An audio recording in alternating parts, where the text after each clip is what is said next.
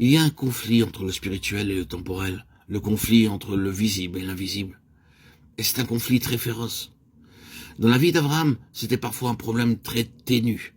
Vous voyez, d'une part qu'Abraham était béni du Seigneur et était prospère, il y avait les signes que le Seigneur était avec lui. Il y avait l'accroissement, l'élévation, une grande élévation, oui, une stupéfiante prospérité.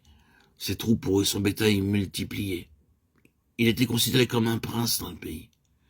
Et cependant, cette abondance de bénédictions était parfois parvenue à un tel point qu'en un instant tout pouvait être compromis, que ce soit par la disette ou par une famine dévastatrice. Pourquoi Dieu avait-il béni, accru et fait prospérer et permettait-il, alors que quelque chose puisse en un instant tout remettre en cause? C'est plutôt une difficulté, un problème que tout cela, n'est-ce pas vrai? Est-ce qu'il n'aurait pas mieux valu qu'il soit moins prospère plutôt que d'être ainsi menacé? Abraham trouvait ce problème très aigu. C'était ce qui avait causé un de ses échecs. Il allait devoir descendre en Égypte. C'était une dure école. Qu'est-ce que cela signifie? Il semble parfois que Dieu donne d'une main et reprenne de l'autre la prospérité et la bénédiction, en permettant alors que quelque chose menace et détruise la bénédiction. Y aurait-il en Dieu une contradiction? Est-ce qu'il se dénie lui-même? Vous savez tous que les tentations, parfois, essayent d'insinuer. Est-ce que nous ne sommes pas, après tout, que les pions d'un jeu? Est-ce que nous ne sommes pas, après tout, que des êtres chanceux ou malchanceux, fortunés ou infortunés, sans plus? Après tout, est-ce que le Seigneur agit dans tout cela?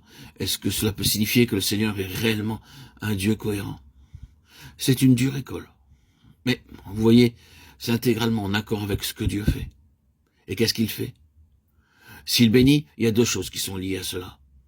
En premier lieu, la bénédiction d'Abraham, la prospérité et l'accroissement devaient trouver leur soutien dans le ciel et non pas sur la terre. Dieu introduisait un grand principe céleste.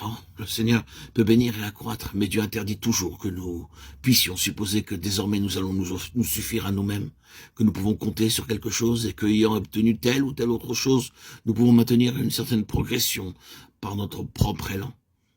Il nous fera voir que même s'il peut bénir, même si une chose procède réellement de lui-même, elle pourra dépérir à tout moment, si le ciel n'en prend pas soin lui-même. C'est une leçon. Ne présumons de rien, ne pensons pas que tout soit définitivement accordé. Vivons chaque moment comme procédant du ciel. Que ce jour soit un jour de bénédiction, comme un jour d'adversité. Attachons-nous au ciel. Ensuite, il y a cet autre facteur. Dieu formait tellement Abraham qu'il pouvait être exempt des bénédictions et c'est quelque chose que d'être privé de bénédictions. Quelle discipline, quelle épreuve de foi, quel test pour Abraham. Peu importe la mesure dont Dieu le bénissait, il ne permettait que ses bénédictions jusque 6, la vision céleste et l'arrêt sur la route. C'est un immense triomphe. Oh, les périls dévastateurs des bénédictions. Peut-être pouvez-vous dire que vous ne connaissez pas encore beaucoup ces dangers. Mais Dieu veut que nous soyons forts pour son céleste royaume, forts pour l'élargissement spirituel, forts pour pouvoir être employés puissamment. Et nous ne serons jamais forts si les choses nous soutiennent et prennent le dessus sur Dieu. Jamais forts si les biens sont ennemis du meilleur. Avec Abraham, c'est parfaitement clair. Qu'il soit dans la prospérité ou dans l'adversité, ce n'était jamais prétexte à l'arrêter ou à lui laisser croire qu'il était parvenu. Si à aucun moment il avait pu se croire arrivé, tout était très rapidement remis en question. Tous ceux-là sont morts dans la foi sans avoir reçu, mais ayant vu et salué de loin.